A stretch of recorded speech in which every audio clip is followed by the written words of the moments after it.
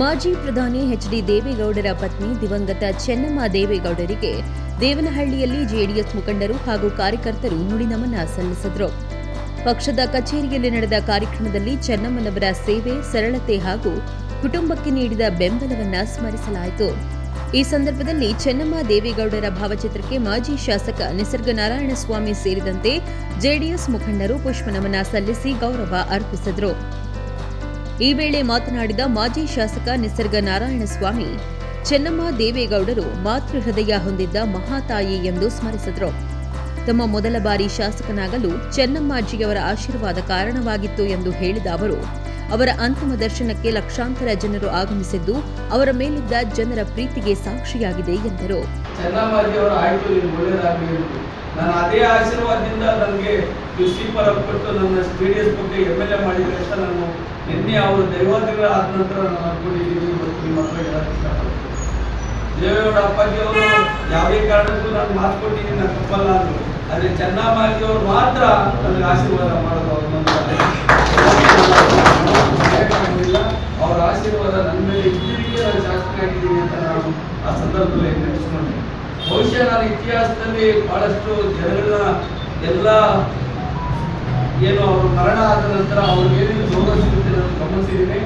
ಇವತ್ತು ಮಾಧ್ಯಮಗಳ ಸ್ನೇಹಿತರ ಪ್ರಕಾರ, ಎಲ್ಲ ಟಿವಿ ಮತ್ತು ಎಲ್ಲ ವರದಿಗಳ ಪ್ರಕಾರ ಈ ರಾಜ್ಯದಲ್ಲಿ ನೇರವಾಗಿ ಸಂಪರ್ಕ ಮಾಡಿರ್ತಕ್ಕಂಥದ್ದು ಅವ್ರನ್ನ ಒಂದು ಇದರಲ್ಲಿ ಹೋಗಿ ಅವ್ರಿಗೆ ಸಂತಾಪ ಸೂಚಿಸಿರ್ತಕ್ಕಂಥದ್ದು 10 ಲಕ್ಷ ಮಂದಿ.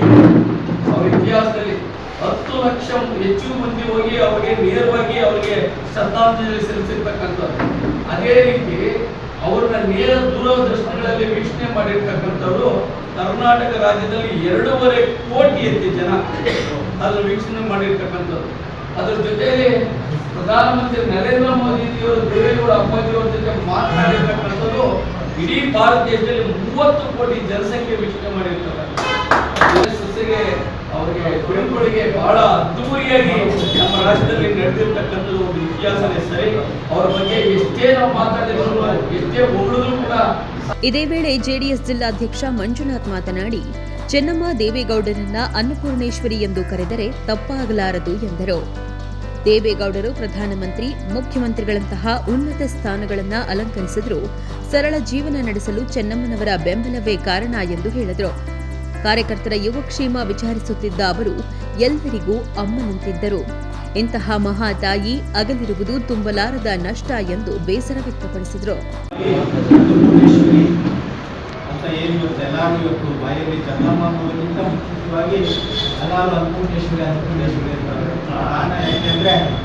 ಯಾವುದೇ ಒಂದು ರಾಜಕಾರಣ ಆಗಿ MLA ಆಗಿ ಒಬ್ಬ ಸ್ಥಳೀಯ ಪಂಚಾಯತಿ ಮೆಂಬರ್ ಸಹ ಆದರೆ ತನ್ನ ಗಂಡ ಪ್ರಧಾನಿಯಾದನು, ಈ ರಾಜ್ಯದ ಮುಖ್ಯಮಂತ್ರಿ ಆದನು, ವಿರೋಧ ಪಕ್ಷದ ನಾಯಕರಾದನು, ನೀರಾವರಿ ಸಚಿವರಾದನು, PWD ಸಚಿವರಾದನು, ಅವರ ಸರಳತೆ, ಸಜ್ಜನಿಕೆ, ಒಂದು ಸಂಸಾರಕ್ಕೆ ಒಂದು ಹೆಣ್ಣು ಎಷ್ಟು ಮುಖ್ಯ ಅನ್ನೋದಕ್ಕೆ ನಮ್ಮೆಲ್ಲರಿಗೂ ಮಾರ್ಗದರ್ಶನ, ಇಡೀ ರಾಜ್ಯಕ್ಕೆ ಮಾರ್ಗದರ್ಶನ ಈ ಚೆನ್ನಮ್ಮನವರು ಅಂದ್ರೆ ತಪ್ಪಾಗಲ್ಲ. ಯಾಕಂದ್ರೆ ಒಂದು ಸಂಸಾರ ನಡ್ಕೊಂಡು ಹೆಣ್ಣು ಅಂತಾರೆ, ನೀವು ಅಷ್ಟಿದ್ರೆ ಹೇಳೋದು. ಯಾಕಂದ್ರೆ ಒಬ್ಬ ಯಶಸ್ವಿ ಪುರುಷನ ಹಿಂದೆ ಒಬ್ಬ ಸ್ತ್ರೀ ಅಂದ್ರೆ ಮನೆಯಲ್ಲಿ ಒಂದು ಹೆಣ್ಣು ಎಷ್ಟು ಅವನ ಬೆಂಬಲವಾಗಿ ನಿಂತಿದ್ದಾರೆ, ಅಷ್ಟೇ ಒಬ್ಬ ಪುರುಷ ಸಮಾಜದಲ್ಲಿ ಒಂದು ಎತ್ತರಕ್ಕೆ ಏಳಕ್ಕೆ ಒಂದು ಅವಕಾಶ ಮನೆಯಲ್ಲಿ ಜವಾಬ್ದಾರಿ